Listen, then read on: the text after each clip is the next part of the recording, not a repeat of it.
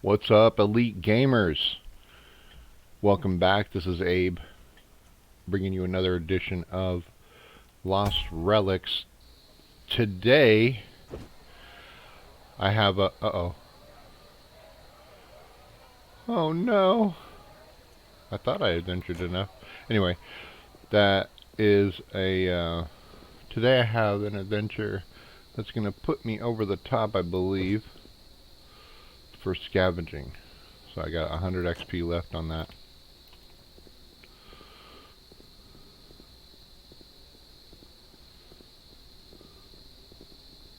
There's another skin right there. That girl got one of those fancy skins. She got level 45, so almost 50. So that zombie skin looks kind of cool.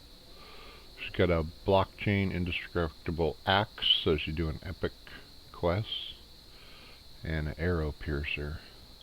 Now I noticed the arrow piercer was pretty common. Arrow piercer came off of the egg drops during the Easter event. I'm thinking they're going to skip the Thanksgiving event, being it's an Australia guy, but they will probably full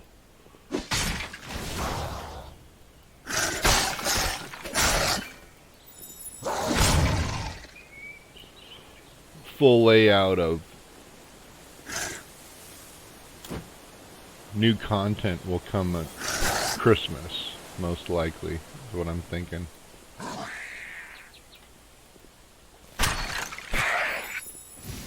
And basically, I just power through these now as if it's Ash Woods anyway. But I've got like 100 bramble or whatever, gathering XP to accumulate and finish this quest, and then I can move on to the green levels. So I figured I'd capture this event, this milestone as it were, for the audience and other elite gamers out there that are following along. I'm kind of taking this game little bit by little bit, and I'll continue. It'll provide a lot of content, because as I make this progression, I play it, a couple times a day. It can get really tedious and boring, so if you're a power gamer and you like tedious and boring Korean type grinds, I say Korean because that's just the genre that you see listed, not any kind of derogatory reference. Just that Korean MMOs a lot of times are super grindy, and you're basically grinding the same dungeons over and over again for that rare drop. Very similar here. And I'm anxious right now, as I produce this, to go on to the next level. Like, I want to see, that's kind of the hook for me, is I want to see what's over the next hill. I want to see what the drop rates are like, and what the XP progression is like per level on the next level, and how difficult the monsters are, right? Well, if I play just, there I am, scavenging level 10. So now I can scavenge those others, right? And when I'm hitting these bushes, I have the potential for dropping better loot, and it gives me better access to better recipes, and potentially, if I just want to sell it to the market, more gold per run.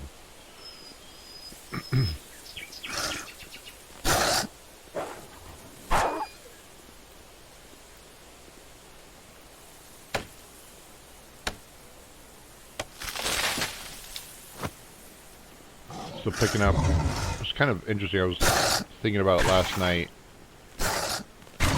Seems like I actually get more successes out of logging than I do out of scavenging or gathering, whatever.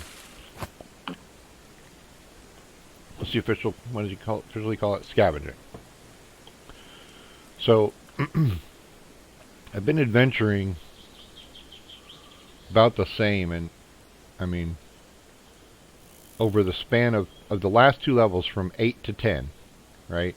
in these two categories. I've done the same exact adventure, which is Ash Woods. I did it about 20 or 30 times or so to get through that XP bubble. But you could see there that woodcutting was overall a little bit more successful by about 6,000. And 6,000 XP is equivalent at this level to 6 runs through this dungeon. So that's kind of what I'm boiling it down to. It's like, how many runs do I have, on average, do I have to make in order to achieve this next milestone? It's kind of like watching the clock, which can be disadvantageous. Some people are better off just buzzing through it, or, you know, listening to radio jams or something while you mindlessly click buttons. Whatever your preference is for coping with a little bit of the grindy monotony, I would encourage it, for sure. I like to make little games out of it for my brain to kind of stay active. So I want to think about,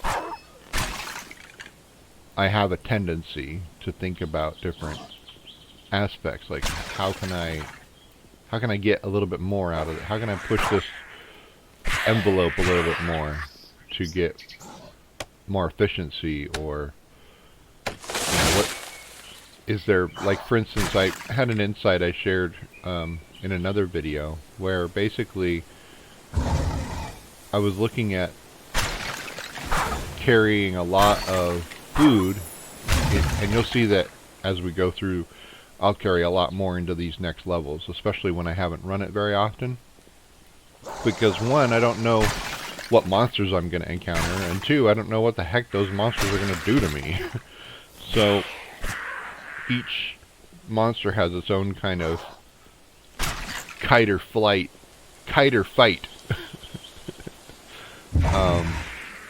option, right? Do I want to run from this little grouping here that's all around me, or do I want to, you know, and then when do I turn around and strike them? So they all have different dynamics. Each monster has a different amount of hits that you have to give it. Each monster has different output. The monsters here in Ash Woods, which is a gray dungeon, one of the first dungeons you can enter, are pretty simple. The next dungeon level gets harder, legitimately.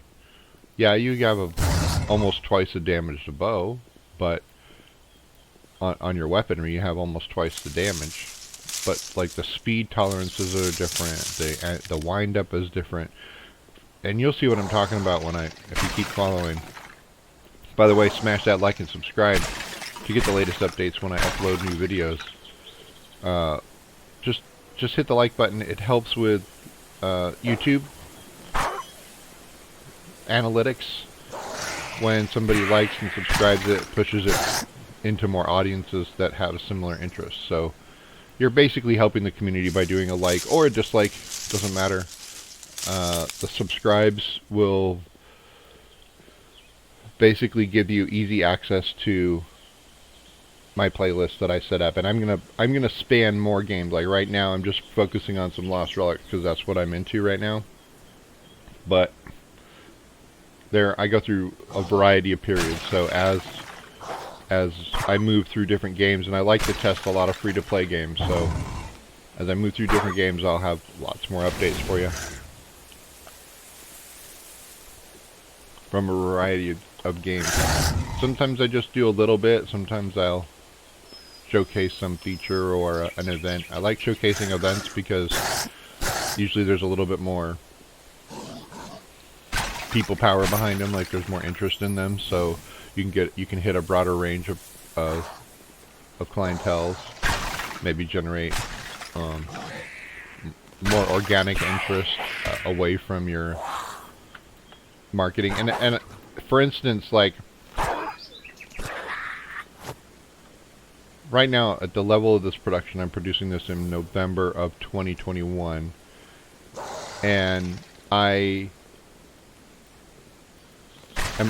only produced Lost Relics and Roller Coin, but I'm into a bunch of different games. I just produced I haven't uploaded yet, but I just produced a Dota run.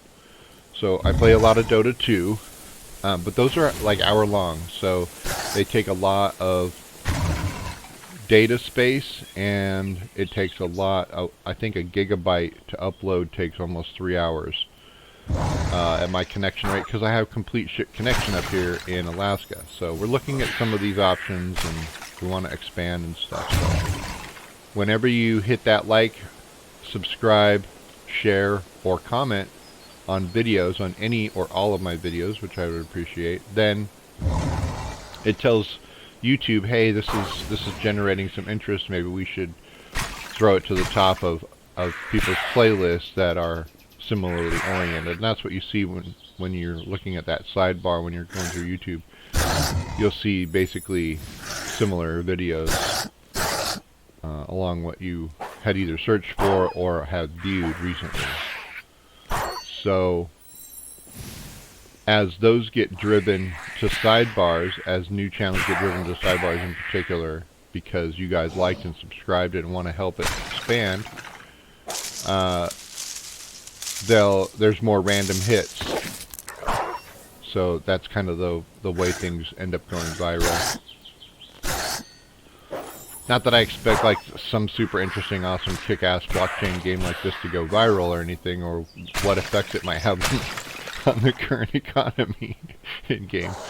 But yeah, I mean, I'm into this game. First of all, it's you get the potential of hitting a lottery ticket in this game. And I mean, the lottery tickets are relative, right? If you have $0, you're a kid playing it, and you hit something, you find an item drop that's worth 15 or 16 bucks in the blockchain market, you'd be pretty proud of yourself.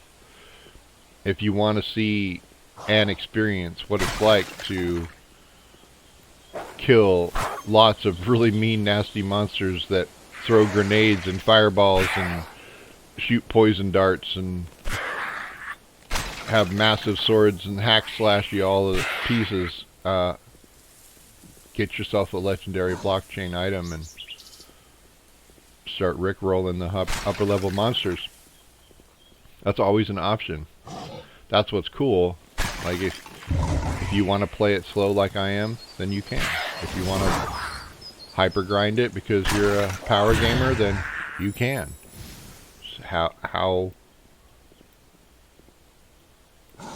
much money you throw at this thing gets you to the next tier, basically. Or you can kind of free roll it like I am. I paid a little bit of money. I wanted to see what the full experience was when it launched, and I invested, I think like 20, whatever the minimum was, like 20, 25, 30 bucks, something like that. But I didn't get the game because I thought, oh, I could replace Burger King. You know, Burger King's hard to replace. Trying to make $1,200 in a game.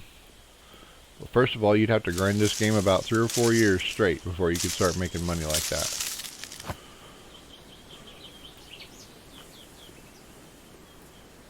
Gonna be some sore arms and shoulders.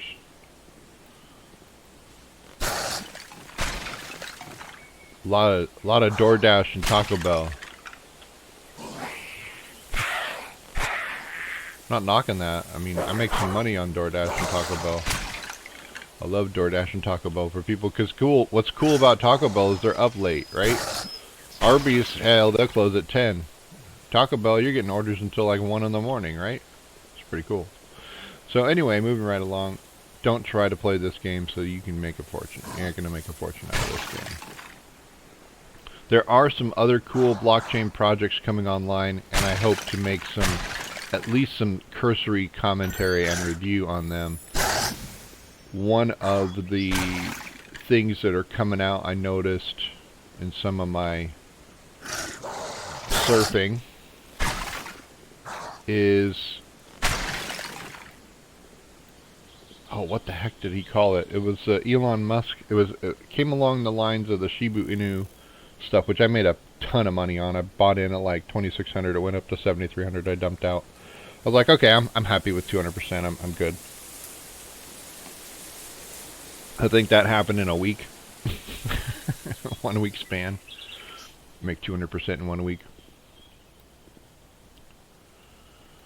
Highly unstable market though. But the Shiba Inu token came out, and then there was another one that Elon was talking about. And then I saw another thing coming out, another NFT class game coming out. It's called Crypto Dragons. That looks interesting. Very interesting. CryptoDragons.com. That's pumping out. I think that's going to go... They're going to have their game, their NFT-based game, sometime in 2022, it looked like, by their calendaring schedule. So we'll see. We'll see what happens. It looks really enticing. The entire crypto market looks really hot right now. You could probably throw money anywhere, wait a year, and you'll be rich. Richer than you were when you first got in. And it really probably doesn't matter what you're invested in. But I would caution people against highly volatile, low volume altcoins that are based on weird chains. Now, I have noticed in that the Ethereum, with Ethereum prices going up, a Binance Smart Chain definitely been the more attractive arena to have transactions done in. There's a couple reasons for this, and I'm not sure that it's going to stay like that. I think, and this is really, I don't totally understand what's happening on the back end, but, and so half of this, what I'm going to tell you is speculation, but basically what I'm seeing is the Ethereum load is, the transactions are large. So to get a contract executed in mine on the Ethereum blockchain, you know, there's a lot of big holders, and they're trying to move,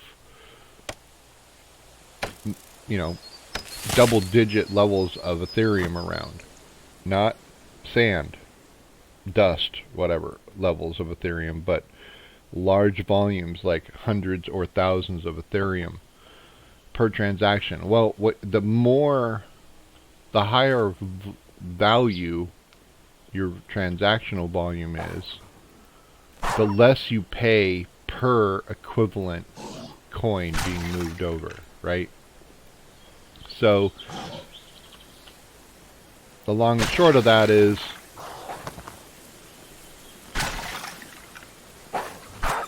the more Ethereum I can pile onto one transaction, the less I pay per Ethereum to move it, or other altcoin. The Binance Smart Chain, I'm not sure what they're doing or how they're doing it. They probably just figured out what was weak about Ethereum and Solidity and fixed it and put a competitor out there that's now hyper low fees, and so they're grabbing all these fees off of a different type of technology, which is common. You have that always in an industry where you have the first to deploy gets to, you know, capitalize on its uniqueness. Everybody takes a look at it, says, oh, I can do it 3 times better doing it this way, and then they come out with a competitive product or service and undercut the competition. It's the way it goes. So the key is for us as end users is to analyze that play field and go, okay, well, I'm down here at $100 or $1,000 worth of influence, essentially. So, you know, what effect do I have? Well, you have an effect by participation, by paying attention, and like this basic attention token with Brave browser, Although I use PCmatic, and for some reason Brave doesn't like to run under PCmatic, probably because Brave's serving all kinds of weird informational stuff about your usage statistics and feeding it back to various third parties. Is my estimation, and of course that's why they have a basic attention token. But that basic attention token a year ago was like worth 10 cents, you know, and now it's almost $1. So what they're doing is they're watching what your participation is. What are you paying attention to, and what are you as an end user, what are you using? What are you interested in? That data in aggregation is incredibly valuable.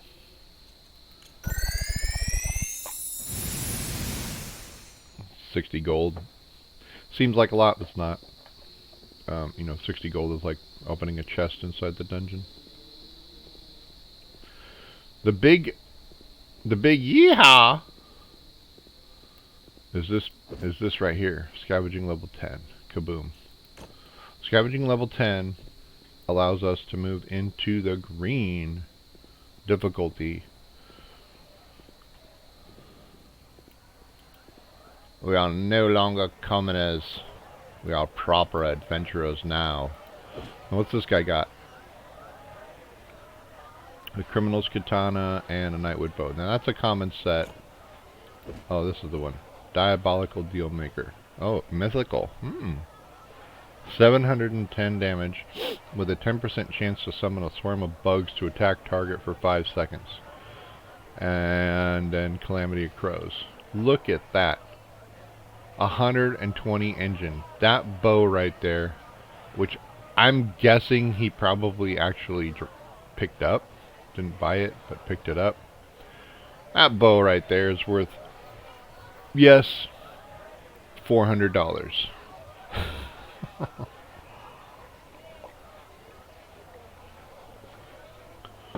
This one doesn't even have a market price on it. 0 of 27. So there's no more of those out there. And it's like you can't even get it. 0 of 265 remedies. There's no Calamity of Crows that's going to drop anymore either. That's another kind of aspect, is the higher grinders, the higher level grinders at this point in the game have scooped all the really cool blockchain drops. So there is going to be a certain level of saturation, and that basically makes these blockchain items that are actually for sale potentially even more valuable. The more people hold on to them and hoard them, the more valuable they become, because you saw that mythical was a 0 of 27, which means there's none left in the loot table for it to drop. The game will not spit out any more of those to anyone. So they're all out. That means if out of 27, if there's 25 people that want to hold on to it, then the market volume is a max of 3. You know, there's a total max out there on the market of people buying or selling the item of 3 items. There's not a lot of room there. So that basically means the seller can sell it for whatever he wants to get out of it, and unless there's a buyer willing to pay for it, it ain't gonna ever sell. That again hypothesizes that there's maybe a buyer gonna show up, but unless you really want it to sell, you got to sell it low enough that people are interested in actually buying it. So it's a law of supply and demand. It's very complicated, and it's a kind of a guessing game in these types of environments, because we don't have any way of putting a metric on the buys and sells. So right now I'm going to switch to green.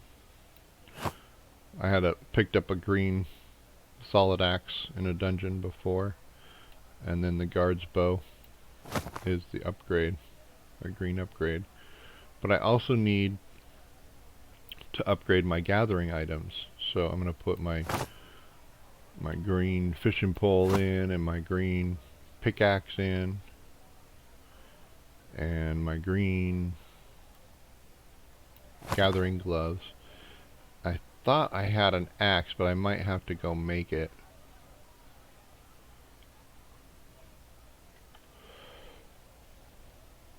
Or pick one up. I think it's not that expensive. A green axe is not that expensive, so I might just go pick one up from the market if they're there. And the other thing we want to do is fill up on the proper food and equipment. One of the things I saw in these dungeons is one of them had a lava trap, and one of them had a pile of rocks that you had to go through in order to get treasure. So in order to get through a pile of rocks, you need an explosive like a devil's marble or flash fire mine, wayward dynamite, some kind of explosive. The devil's marbles are craftable, pretty easy to craft, similar to cherry balls. I think cherry balls do the same thing. They don't sell very, it's 8 gold, not too bad. And the red devils, that's the other one. I made a lot of red devils because that's an engineering craft grind. And I don't have the axe is the only other one that I need to put in, so. But that's basically what you do when you level up. You're going into a different class of dungeon.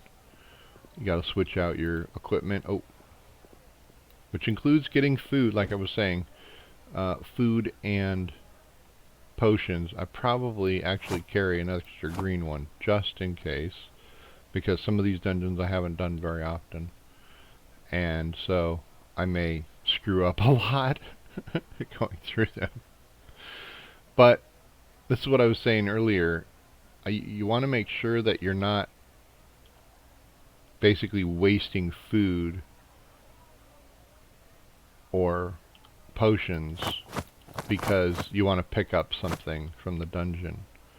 So I can loot a maximum of 8 things before I have to start sacrificing items that I may or may not use. Will I use all 6 of those? Maybe. Maybe I'll use 7. I don't know. Maybe I'll use them all. Probably not. I'm thinking 7 is probably going to be good. And then 2 of these potions is real, like, I'm dying and need real health now.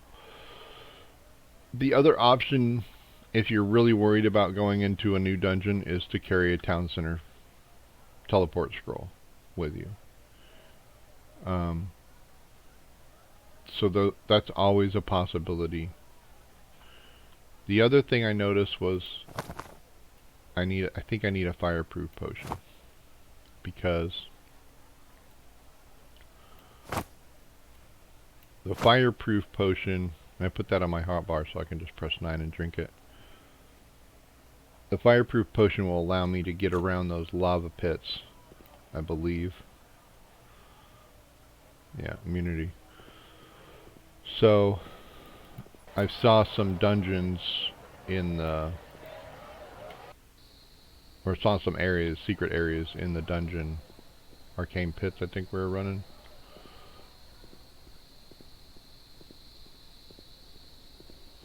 And in order to get around that lava, you need that fireproof potion. No ifs, ands, or buts about it. Now I'm going to try and kite this dungeon.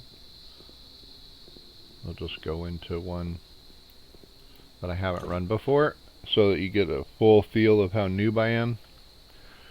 OKHIR Dungeon. OKHIR Jungle. Wait, I need my bramble. Or my axe, right? Oops, I forgot that. I better go back and get my gathering axe, or I'm being silly.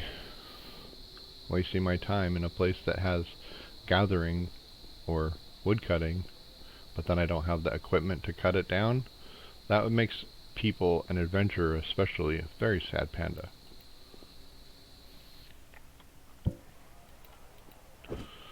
So we're going to look for tools. It's going to be the green hatchet, like that. But green, Vitarium, 1000. So it might buy it. No, nothing on sale for 1172. So I'm going to have to put a buy order in a little bit higher than that, say 1250. Maybe somebody's selling it. Yeah, somebody's selling one for 1180. So I got my hatchet. Now I have to go back, of course, to the stash, because when you buy and sell things, it goes to your stash, not your inventory. That lower bar here is your inventory.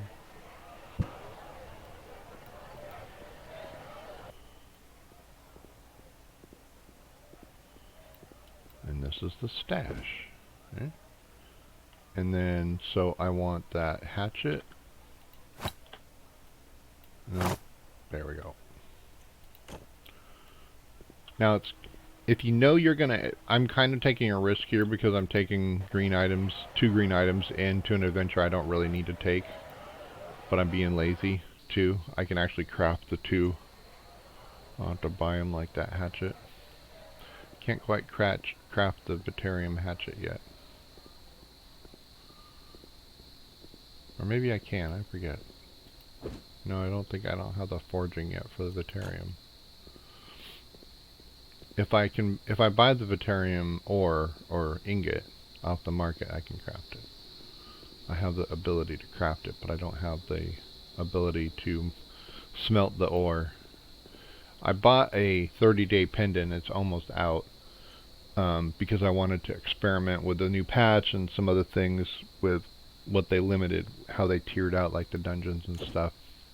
For instance, I can't go into OKHIR, Isle of Arl Endeth, or Trail Woods, which are all premium dungeons, and I'd like to at least adventure them with you guys once, so you have an idea. So let's start OKHIR right now.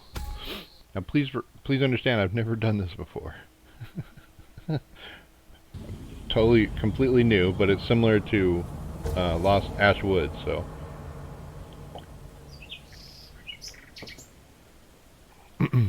I anticipate kiting.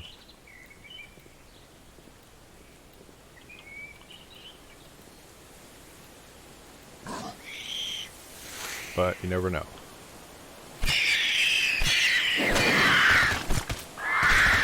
Yeah, look at that.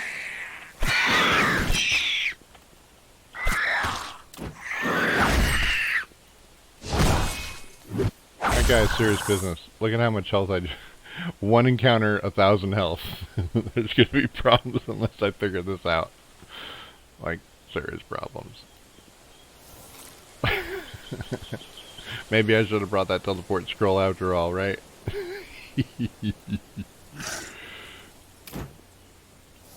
One thing was clear, like, those big balls are filled with, it's like a piñata party.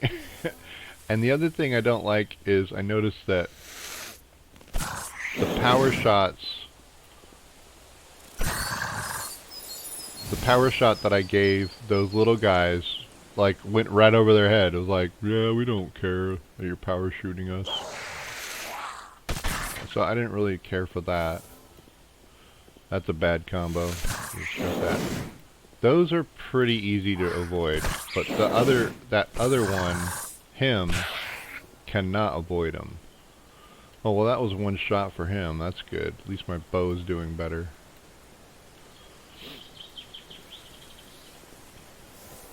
I'm just going to take it really easy and see what these things do. Okay. Ghostlings are easy to kill.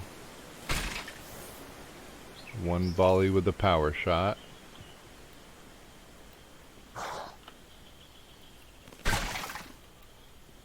Skeletons are the same. It's those frickin' swamp snakes, those guys. These are 2. You gotta fire and then move. You can avoid that. He also makes a sound, of course, so that helps prompt you.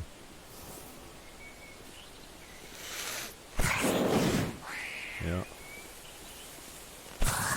He's gonna be a 1-shot or a 2-shot? 1 shot with the power bow, okay. Now remember when we were at Gray, that was a 2-shot monster.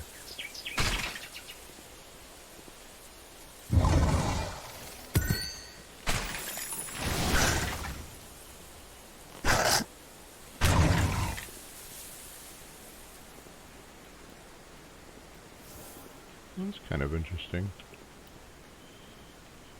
Map edges. I'm kind of on the lookout for a secret space or something. I might do myself some good and become even more elite when I meta out and go check frickin' Reddit or some cheat site or something. Walkthroughs that say, oh, this is how you identify a secret space in Lost Relics. There's supposed to be some hidden places that are like you have to be in a certain spot and it opens up a secret wall or something like that. I don't know. I'm speculating again. I thought I saw something like that, but I may have just been hallucinating.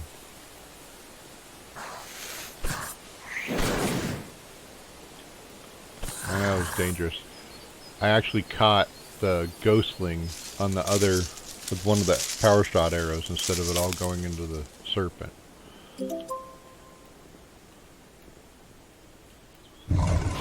That's kind of an interesting play there. Right now I can buy ceramic jugs. I just filled another 500. People are just selling their ceramic jugs to the market. Because they want gold and they just have an abundance of ceramic jugs and don't know what to do with them. They don't want to grind alchemy or cooking, so they're just dumping them back to the market. Well, I'm scooping them up for $1 or a gold each. $1. Lol. And then you can fill them up with water. It takes a little bit of time, so there's some time investment. But I'm trading my time for what I can sell the thing for 4 gold. And all I do is fill the jug with water at the well. So I go into the inn, out of the inn, and I've tripled my money. I mean, that's kind of the way it's small time, right? It's not big time, but it's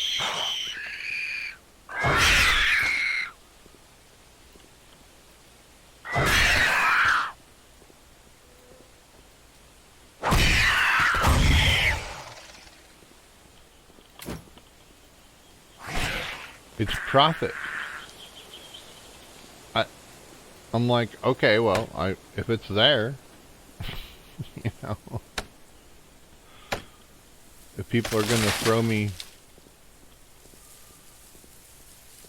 that's the magic of buys and sells in a proper market. You can, if you're willing to put up the capital to hold the inventory, right, then you have the potential for making profit on that inventory. And your level of profit is based on a percentage. How much of that inventory are you able to liquidate? Volume. And how much of that liquidation is that profit?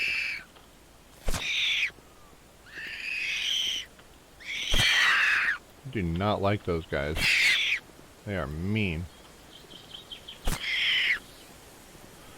And they take a lot of time. I wonder if there's a way to freeze kill this thing.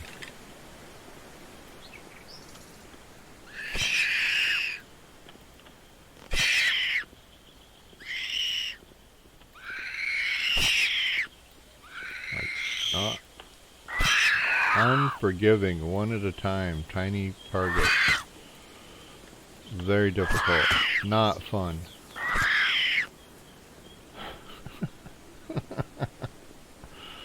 And they hurt when they hit you, so trying to melee them is risky too, because you're not going to kill every single one of them in each hit. I tried a couple of different versions, right?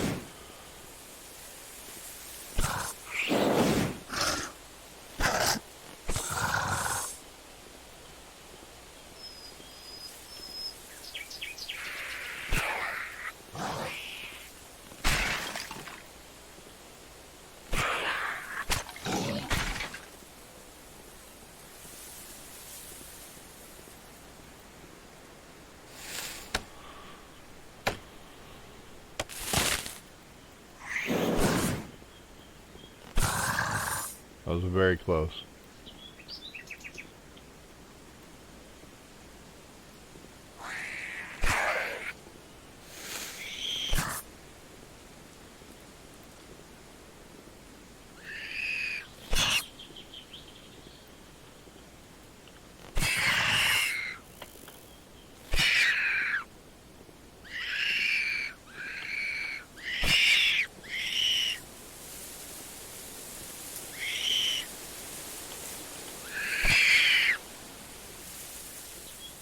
If I'm gonna run, I might as well run back towards the beginning, right?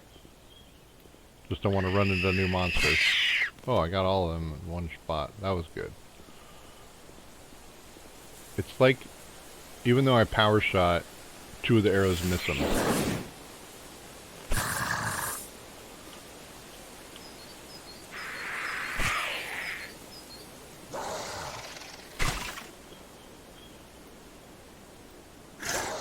Just creepy.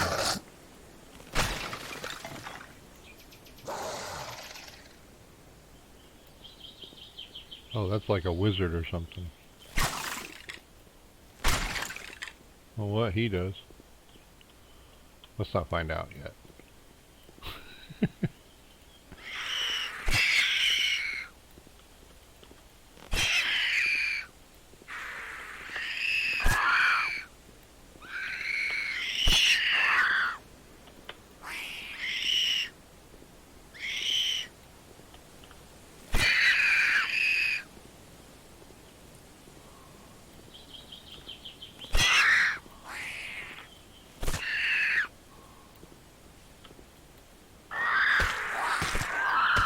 Look at that guy, he's just chewing me apart.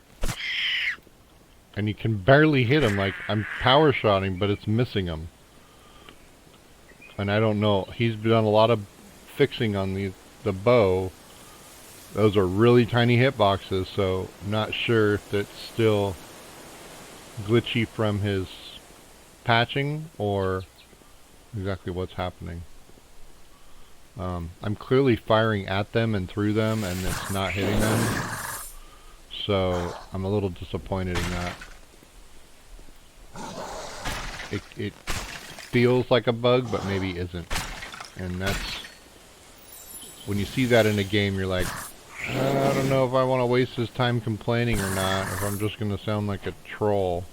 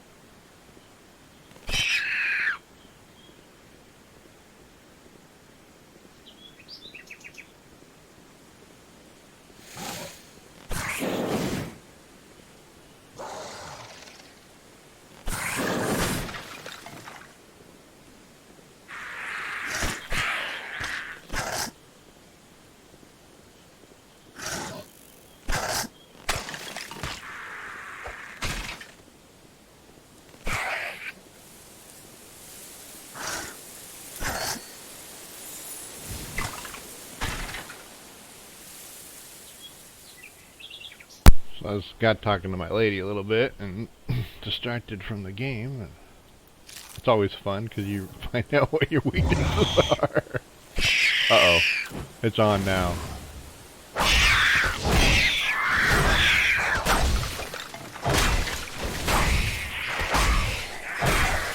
I don't have any power left. I'm just like hammering away.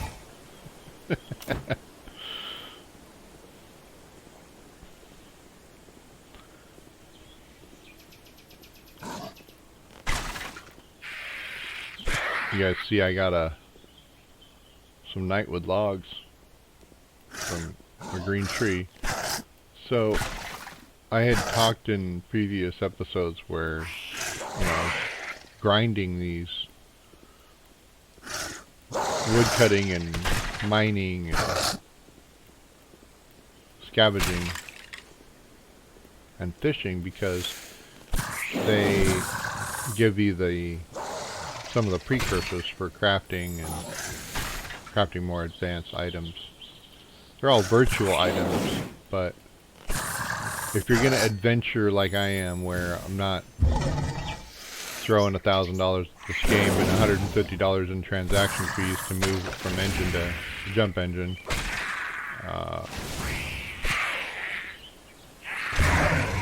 let's say I'm doing the free-to-play mode.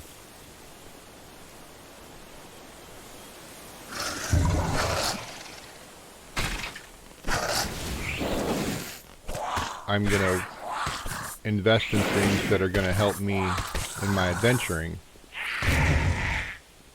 Notice that was because I was right there at no energy.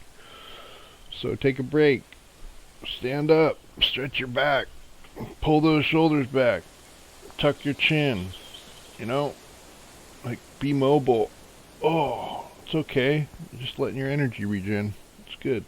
And go right back to power shotting these monsters to death.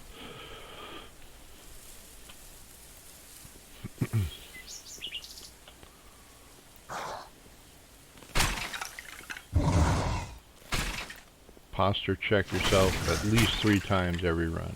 Just lift your shoulders up and back, squeezing a pencil in between your shoulder blades.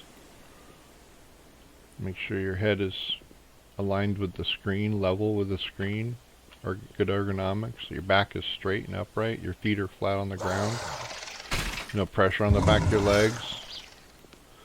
These are all aspects of elite gamers. Only way you can stay elite, by maintaining elite posture, elite attitudes, elite skills, and elite tactics. And we cover it all here at Vortex Elite Gaming. That's why you need to like and subscribe, like right now.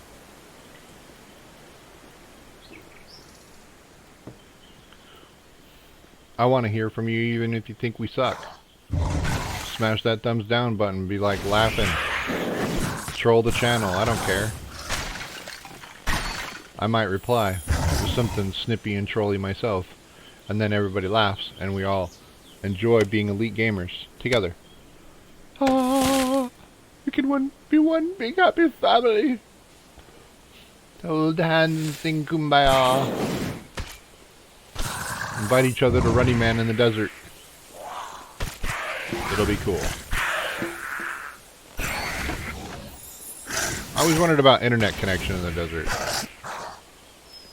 Like, does Death Valley have frickin' 5G service or what?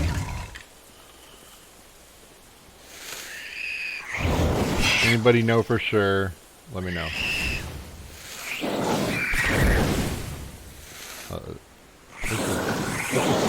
This is kind of gruesome.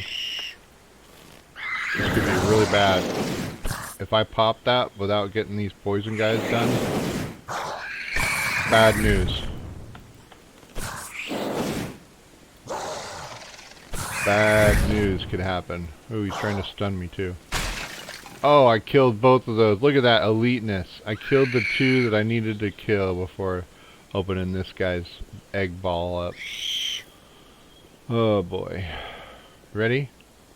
Are we ready for this?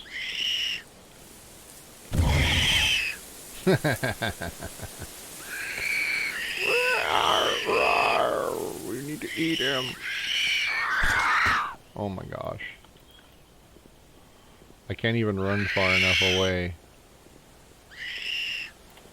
to get enough to get a shot off on them. Alright. Hand to hand, boys. Go! Kill!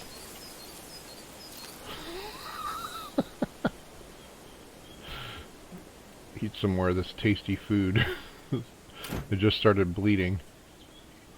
Once you get below 1,000 health, you start squirting blood from the edges of your screen, and the world starts to darken.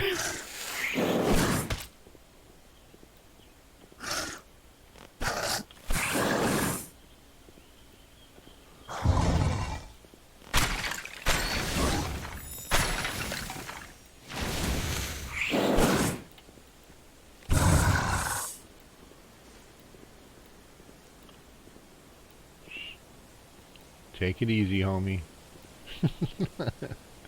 Started getting a little carried away.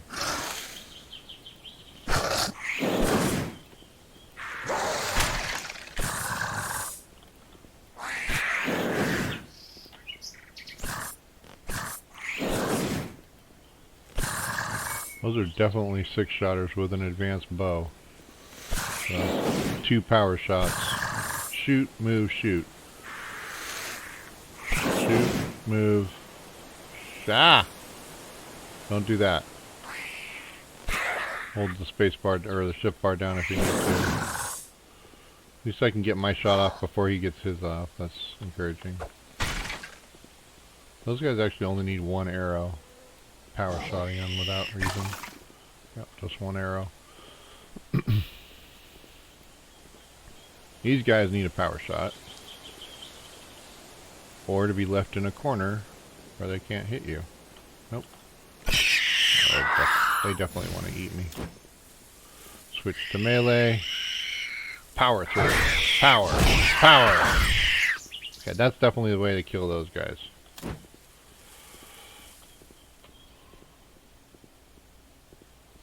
Just make sure you have enough power. Oh, another one. Alright. Ready? 1, 2, 3. Power! Power! Power! That was 2 power shots and 2 regular shots, because for whatever reason, they didn't kill everything.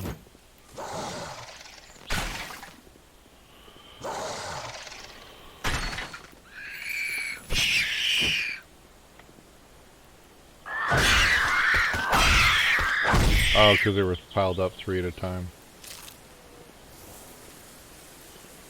Yeah, it's interesting the way damage output is spread up across all enemies that are hit by the strike.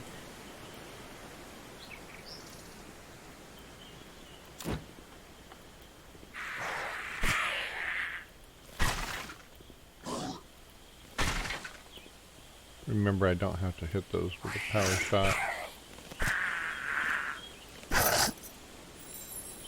Another key dropped.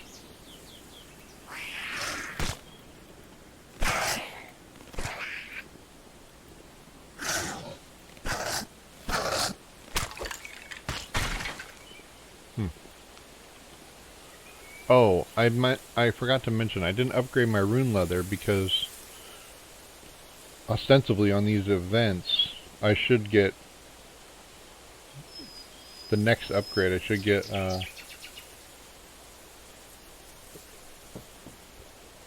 the green skulk leather, I think it's called.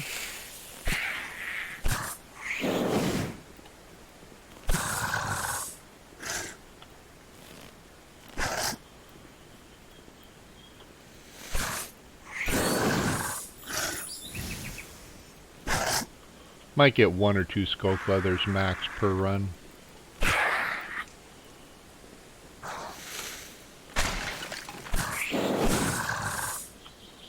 And they may not be in here because I don't see any runes.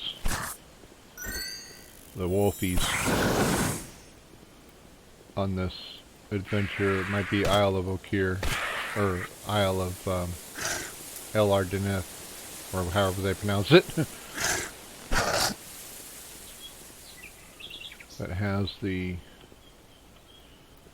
runes that drop rune leather. Now you notice I'm down to 3 hams. I'm under 1,000 or under 1,000 hit points. So, but I'm also kind of close to the end. Uh-oh, this could be dangerous. This could be very dangerous. So I'm probably gonna hit one of my potions. I drank a 700 health potion.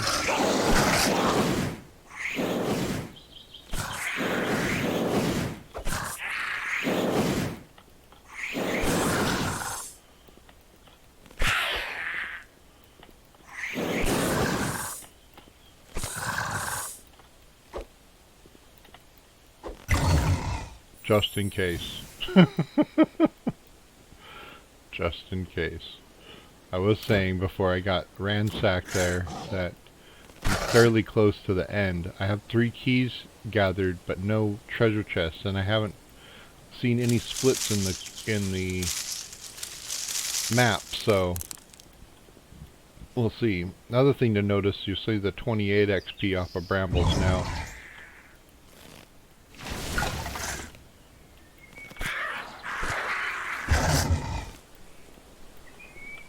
So that's double what the grays were giving. I expect that once I get into the blue, I'll get another doubling.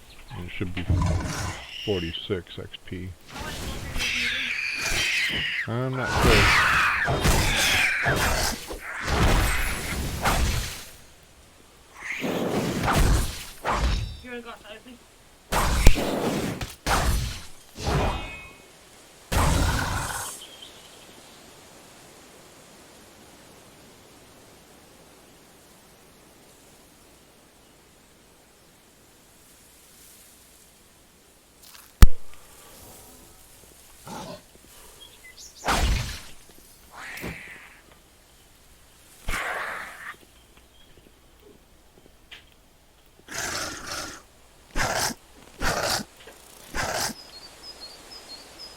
Now I should just wait for my power bar to fill up, because I'm really close to the end, and as you guys saw, all it takes is one door to close behind you and 7 monsters spawning all at once. And ooh, look at that, 585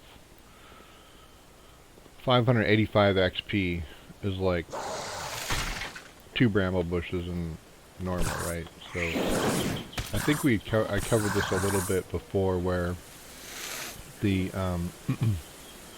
the XP I'm getting per adventure is roughly the same, but potentially better. Like normally I was getting about 1,000 XP in, if I'd get 3 successes, I'd get 1,000 XP in normal. In the green, or uncommon, I guess, difficulty, 3 successes would be equivalent to about 1,800 XP. So it's almost double, not quite.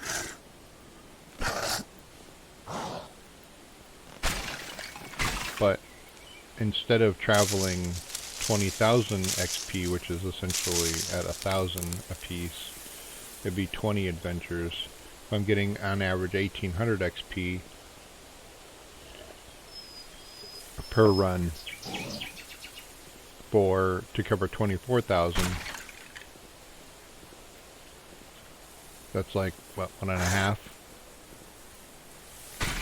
So 15 runs, roughly.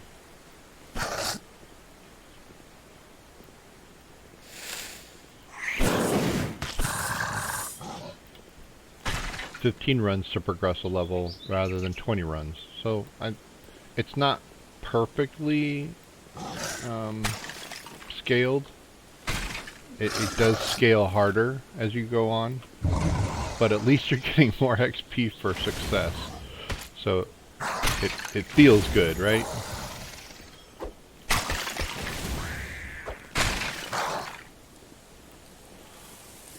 I didn't know what he was doing. He was like throwing some electricity at that monster. It was odd. Still the same amount of XP there, and pretty much the same gold drop in the green dungeon as compared to the gray dungeon for treasure chests. But the XP for gathering has certainly doubled. And the loot drops, well, clearly are still gray potentially. But they have... The green loot drops are roughly a magnitude greater in value than a gray loot drop. So, as a gray loot drop would be worth, say, 10 gold, a green loot drop would be worth about 100 gold, roughly, depending on the item and how valuable it is. Because right now, like, the stuff that's usable all the way up through the tiers, like coal, for instance, that is selling for 300 gold. So it's essentially at the same level as a blue, like in between a blue or a green and a blue. Because the blue, most of the blue items are selling for about 1,000. So again, you see another level of magnitude for when you go from green to blue, and then you probably see, I haven't really looked close at it, but you probably see another order of magnitude, or maybe a half order of magnitude between blue and purple. So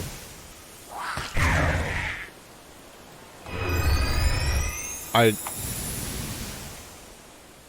like the way it scales. The only big advantage I saw, or big difference between the green adventure and the blue adventure, was certainly the monster difficulties. The loot drops seemed to go down. I only got 1, 2, 3, 4 drops for a full monster run. The gold return roughly up. But again, the XP, the character XP, yeah, expanded because the monsters are more valuable, right? But the gathering XP, almost the same. So, and that was just a first blush. Thanks again for staying with me through this edition of Lost Relics and our expanded adventures into OKHIR Jungle. Vortex Elite Gaming, Abe here signing off. Take care.